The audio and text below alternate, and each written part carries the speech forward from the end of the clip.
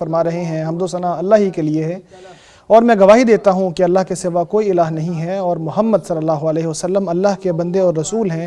اللہ کی رحمتیں ہوں آپ صلی اللہ علیہ وسلم پر، اور آپ صلی اللہ علیہ وسلم کے صحابہ کرام پر بہت زیادہ سلامتیاں بھی ان پر نازل ہوں۔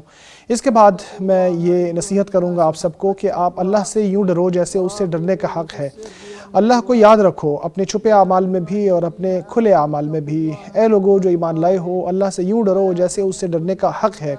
تم کو موت کا وقت اسی حال میں آنا چاہیے کہ تم مسلمان ہو۔ اللہ کے بندو،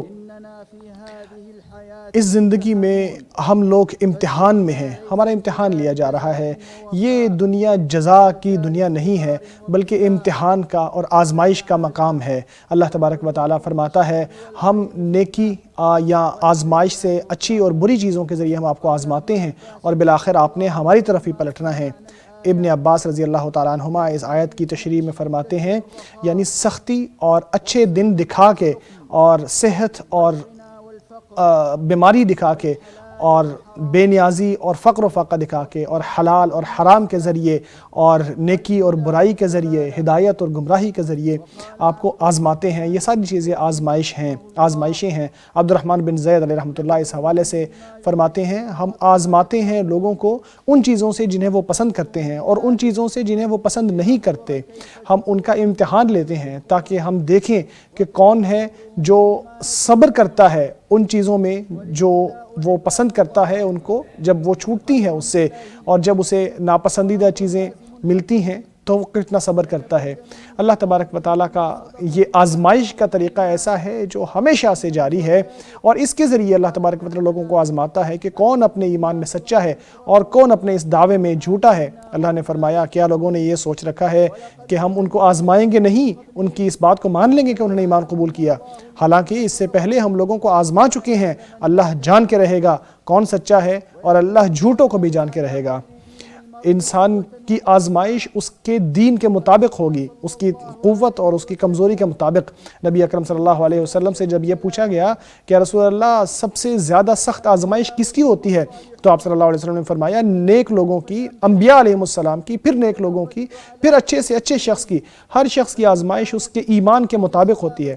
اگر اس کا ایمان مضبوط ہوگا تو اس کی آزمائش بھی سخت ہوگی، اور اگر اس کا دین کم ہوگا، ایمان ہلکا ہوگا، تو اس کے ساتھ نرمی برتی جائے گی۔ ابن قیم علیہ رحمۃ اللہ فرماتے ہیں اللہ تبارک و تعالیٰ کی حکمت کا تقاضا یہ تھا کہ اللہ تبارک و تعالیٰ لوگوں کو آزمائے، ان کا امتحان لے، تاکہ لوگوں کے دلوں کو الگ الگ کر لے، اچھے کون سے ہیں، برے کون سے ہیں، اور کون سے دل ہیں جو اللہ تبارک و تعالیٰ کی عبادت کے لیے یا اللہ تبارک و تعالیٰ کی خوشنودی کے لیے بہتر ہیں، اور جو اس کے لیے موزوں ہیں۔ اسی طرح اللہ تبارک و تعالیٰ کا یہ بھی طریقہ ہے اللہ کا بندو کہ اللہ اپنے مومن بندوں کو اچھے اور برے حالات دکھا کے آزمائے، ان کو ایسی چیزیں دے کے جو انہیں پسند ہیں، اور ان کو ایسی چیزیں دے کے جو ان کو پسند نہیں ہیں۔ اسی طرح بعض اوقات میں ان کو نصرت دے کے، اور بعض اوقات دشمنوں کو ان کے اوپر غالب کر کے ان کو آزماتا ہے۔ اسی طرح کی مختلف آزمائشیں آتی ہیں جو اللہ تبارک و تعالیٰ لوگوں پر اس لیے بھیجتا ہے تاکہ وہ دیکھے کہ کون ہے جو اللہ سے محبت کرتا ہے، کون اللہ تبارک و تعالیٰ کے فیصلوں کے سامنے سر تسلیم خم کرتا ہے۔ اللہ کا فرمان ہے ہم خوف، بھوک اور اموال و انفس کی کمی اور صبرات کی کمی سے آپ کو آزمائیں گے، ہاں بشارت دے دو ان صبر کرنے والوں کو۔ اللہ تبارک و تعالیٰ اپنے بندوں کو آزماتا ہے بہت ساری سختیوں کے ذریعے، بہت ساری مشکلات کے ذریعے، تاکہ وہ دیکھے کہ کون اللہ کی تقدیر پر صبر کرتا ہے، اس پر ایمان رکھتا ہے، کون اس پر راضی ہوتا ہے۔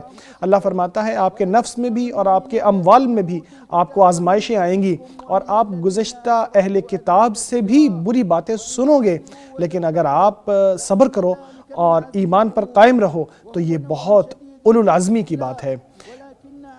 اللہ تبارک و تعالیٰ جو لوگوں کو آزماتا ہے ان کے ذریعے پھر اللہ تبارک و تعالیٰ ان کو کامیاب ہونے والوں کو جزا بھی دیتا ہے۔ اللہ تبارک و تعالیٰ کا طریقہ یہ بھی ہے کہ جب شدت بہت زیادہ ہو جاتی ہے تو اس کے بعد اللہ تبارک و تعالیٰ بہت بڑی آسانی عطا فرماتا ہے۔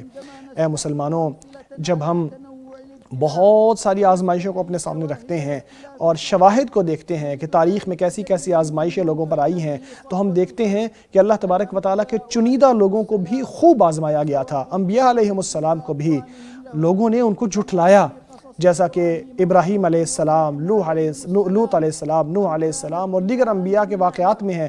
اسی طرح نعمتیں دے کر بھی اللہ نے آزمایا، جیسے داود اور سلیمان علیہ السلام کے واقعے میں ملتا ہے، یا فتنہ اور شہوانی افعال کے ذریعے آزمایا گیا، جیسے یوسف علیہ السلام کو آزمایا گیا۔ اسی طرح سختیوں کے ذریعے آزمایا گیا، جیسے ایوب علیہ السلام کے جسم پر جو بیماری آئی اس کا ذکر ہے۔ اسی طرح آزمائش کے ذریعے، جیسا کہ عذاب کے ذریعے، جیسا موسیٰ علیہ السلام کا ذکر ہے۔ جہاں تک ہمارے نبی محمد صلی اللہ علیہ وسلم کی بات ہے تو ان کو اللہ تبارک و تعالیٰ کے راستے میں خوب آزمایا گیا، خوب ستایا گیا، بہت ساری مصیبتیں ان کے اوپر آئیں، مختلف طرح کی آزمائشیں ان کے اوپر آئیں۔